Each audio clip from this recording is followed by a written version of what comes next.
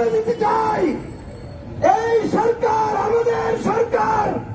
এই সরকারের কাছে আমাদের জোর দাবি, এই আগামী 24 ঘন্টার মধ্যে ইসকনকে নিষিদ্ধ করতে হবে এবং আলিফ ভাইয়ের হত্যার সুষ্ঠু তদন্ত করে বিচার করতে হবে।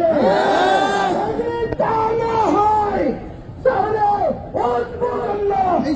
এই সরকারকে প্রস্তুত থাকতে হবে। আমাদেরকে তৌফিক দান করুন।